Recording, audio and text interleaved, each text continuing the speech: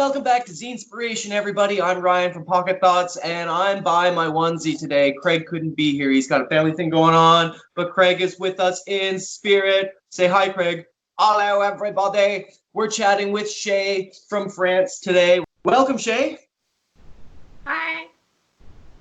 Nice to be here. Thanks for coming.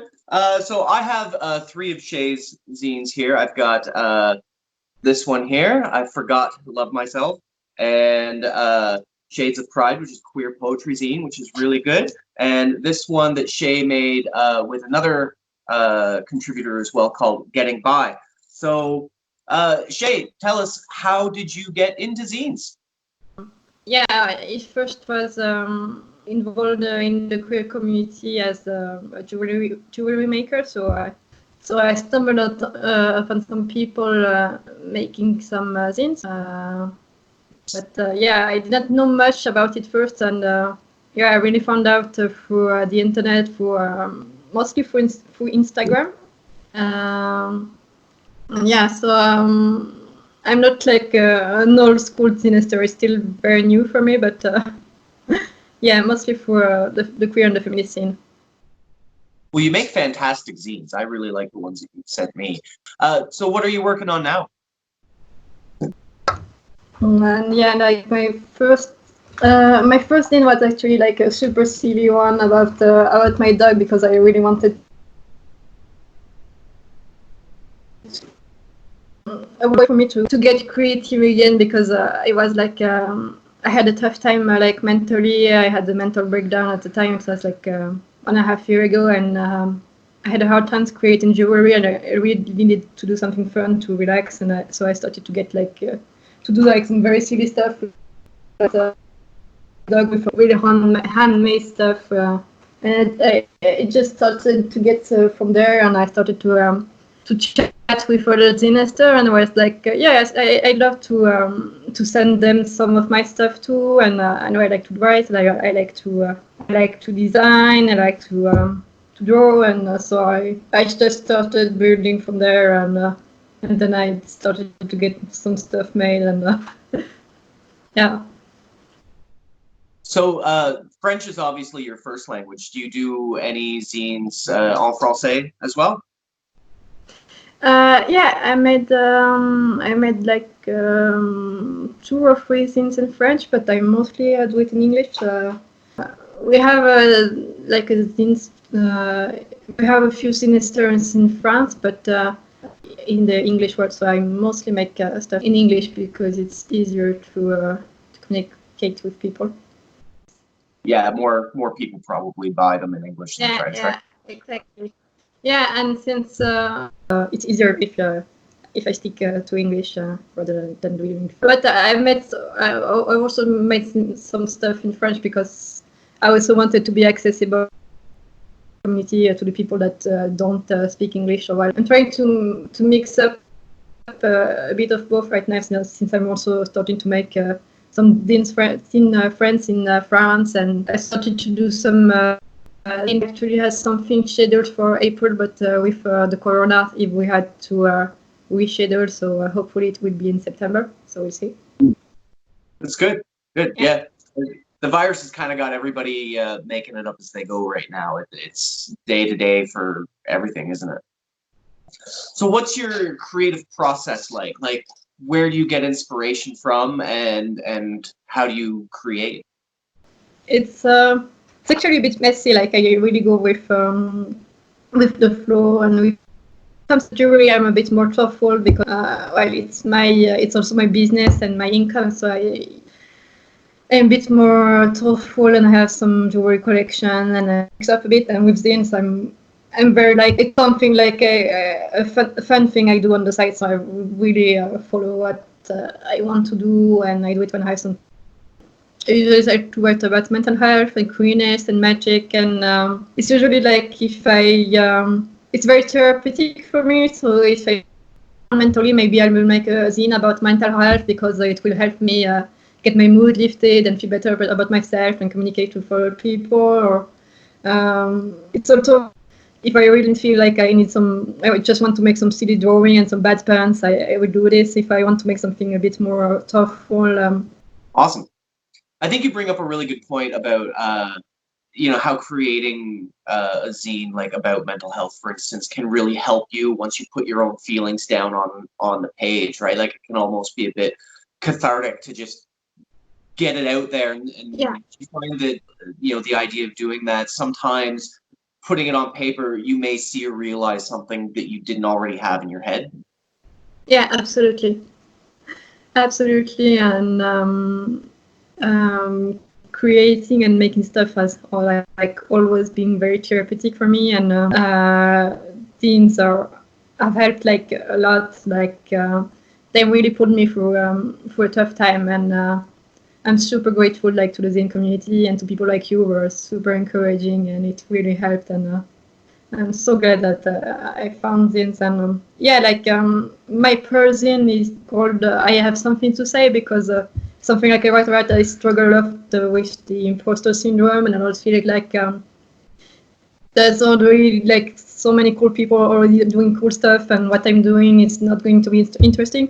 So like I chose the title I Have Something to Say really as a statement, like for myself, like yeah, you also have something to say. You can also say interesting stuff, because the idea of zine is like everyone can say something and everyone can be creative and have fun, and yeah, it helps. That's what I love about the zine community is every zine is valid. Like I look at other zines like yours, for instance, and some other zinesters who talk about mental health issues, queer issues, race issues, and then I'm sitting over here like, making joke zines. Really, I try and put a little underlying, deep thought to it, but my point is to get it by through humor, right? And I always feel like mine are here and everybody else's are way up here in terms of like their depth and their meaning and validity of it. And then it takes someone to have to remind me every once in a while that like, no, what you do is good too. Yeah, like what you do is awesome. Like I remember like when we first traded, when the first pocket stuff I got from you, I really loved your idea, because you did like a split thing with like one positive side, which were a lot of jokes, and if you turned it around, it was more like serious stuff, and you could really jump between the two, and I thought it was so smart, and there was really like depth into it, and it was like also super inspiring when I got started, and I really loved it. I think like you can make some stuff that seems really simple but has a lot of depth, and that's something I find like really interesting in zines, and like people like you, or like Crush Reynolds, or like Nix. I think they do it really well. Like I love the Sometimes Human series from Crush, which like was a huge inspiration. And when I got started, and they were so super encouraging with me, and they become a good friend, and yeah, it really Yeah, helped. Crash's work too. Okay, well let's take a look at some jewelry that you've got. I would love to show it off for everybody so they can go to your Etsy page. We're gonna put a link to your Etsy page, right, Craig? That's right, Ryan. And so people can go to your shop. Okay, thanks. So yeah, I mostly make LGBT themed jewelry. So I started to make mostly friendship bracelets. So like some of this, like with the LGBT flags, and this is something that people really love. And then I started to when I started like my shop, I started to try some new techniques. So one of my specialties is making resin jewelry. So I have some of these right now, so that's not up on the shop yet. So Oh, those are cool. Yeah, there's some Pride Team magical girl pendants. I also work with like crystals and flowers and stuff like that. So I can see. Beautiful. Yeah, I have some crystals right here. Yeah, I try to. I'm a bit. I really like to experiment with different stuff, but my main inspiration will be creating stuff, and magic and nature, and yeah, I also started to make some buttons which work really well at the cons, and these are really fun to make too. Oh, cool. Yeah. So you mentioned a little bit about witchcraft a couple times in passing here. You are working on like a witchcraft zine, aren't you? Yeah. Yeah, it's one of my main projects. It's like it's kind of a person because I wanted to make something like really personal, but I also wanted to like communicate on my path as a witch and on my practice. And like we talked about how things were therapeutic for me, and this also helps because I also had a hard time like feeling legitimate in my practice, and like writing about it and sharing with people is it really helps me to explore this. And I really think like getting creative and making it itself is kind of magical act in itself. And yeah, I didn't expect it, but people seem to really like it and to be interested. I was afraid at first that it would be like a really niche subject, but there are actually some people who were very enthusiastic about it. So yeah, I'm really glad about it, and I'm really glad I found a way to express myself. Well, zines in general have this almost magical ability, really, to take a niche subject and broaden it out a bit more. Especially like with the internet and Instagram, and that's Instagram seems to be the biggest platform for zinesters that I found. I think because it's so visual and we can show it off. And going from community to community around the world, I mean, there's people practicing witchcraft everywhere in the world. So for your zine, it's going to be really awesome for someone in Canada or down in the United States, for instance, to be able to see what's happening in France, right? Yeah, I found it absolutely amazing, and like talked to some people like Nixia Gray. I don't know if you knew her, and she made a zine that was really inspiring for me. But I can't remember the name at right. It was something about the fact that making zine was actually magic, and like if you write something, it's like casting a spell because words have power, and it's really something that I feel like when I make my also make my zines, and I was so glad that other people could relate to that, especially like someone like Nixia who has been in the zine scene for like 10 years, and it was super interesting to chat with her, and she was also really encouraging, and it was really cool. Yeah, I'll read a zine about pretty much anything by anybody. I love the medium so much that I've had zines sent to me about things that I'm like, I would never ever think to read about this, and I come away loving it and just loving the personal touch of it, and I think that they're just such a great way to learn new things. And Yeah, absolutely agree. As an artist, I think it's super inspiring, and I really like to discover things that are completely out of my comfort zone, because I feel like it's always like it's always nourishing spiritually or artistically, or it's like I love it, and I think it's something that is really strong in the teen community, especially. so, given that, what do you think? I'm asking everybody this because I'm so curious about the answers. What do you think the future of zines is? That's that's a great question. I've seen a lot of people debating it, and I'm actually not sure yet. I think it's really interesting that Mr. have found the internet, and I think it helps a lot. It's helped us to communicate on social media, and in my case, like it really helped me. I didn't live through the time when you had to send stuff through the mail and hope that someone would write back, and so it was a bit easier to get into contact with Zinespiration, and I think this will help to get the scene, so to get the scene to keep growing, and but I also really like to I love the printing materials, so I love to just hold the papers in my hands, and even if there are like more and more digital things out there, I really like to keep it on paper. First because I like the zine as a printed object, and also because I have chronic migraines, so sometimes reading on the screen can be a bit hard. So there's also like an accessibility issue for me, and reading on paper help, and it's also something that I try to think about when I create a jewelry or zine, how to be accessible to people with different kinds of disabilities and different kinds of barriers and that kind of stuff.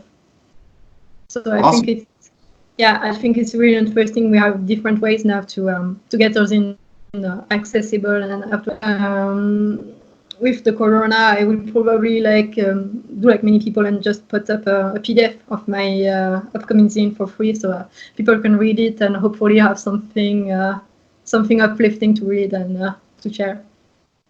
I'm not a big fan of digital zines myself, and that's ironic because like I just made all my zines available digitally. But I only did that because of like the virus and shipping issues, especially internationally. Luckily, so far I haven't had any problems. But even Craig was telling me last night that Japan, for instance, is shut down international shipping coming in and out.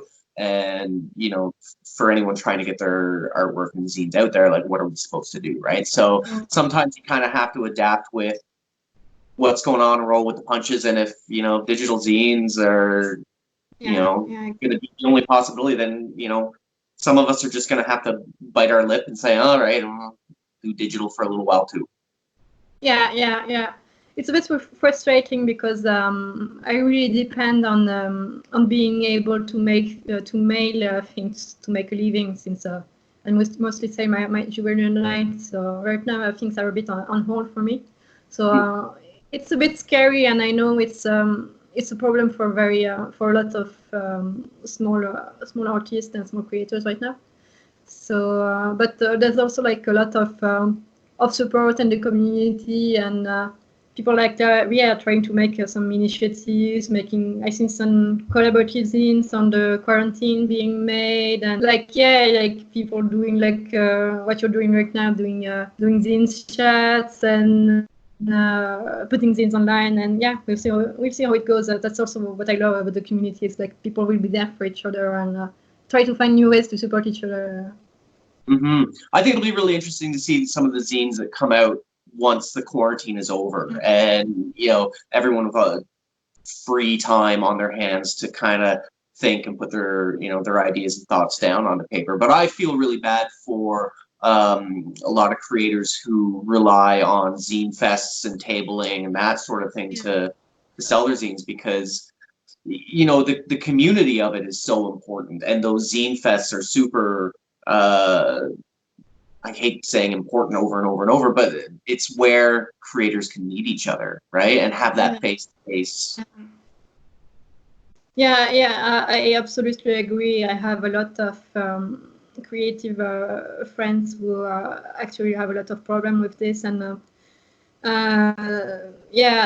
cons are not my main source of income, but I've also been impacted by this. I also had to postpone a few cons, and so it's a bit harder. It's a bit harder here too. So we'll see how it goes. And I've seen some.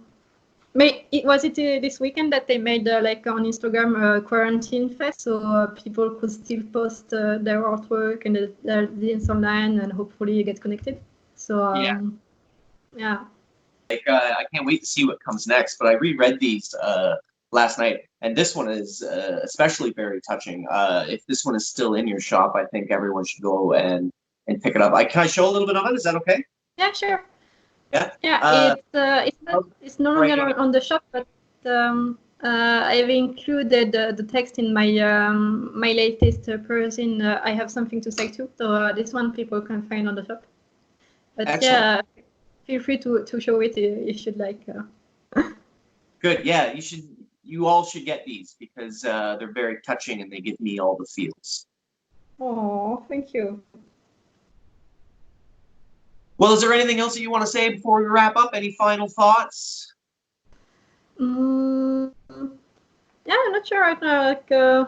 Zines are cool, and I'm super grateful to the zine community to have included me, and I can't wait to keep making zine friends and creating and doing some fun stuff. And thank you for talking to me, with my social anxiety. I think you saw it on Instagram. I was freaking out a bit, but it's really good to me to get out of my comfort zone, and I'm super excited about all of this. And yeah, thank you.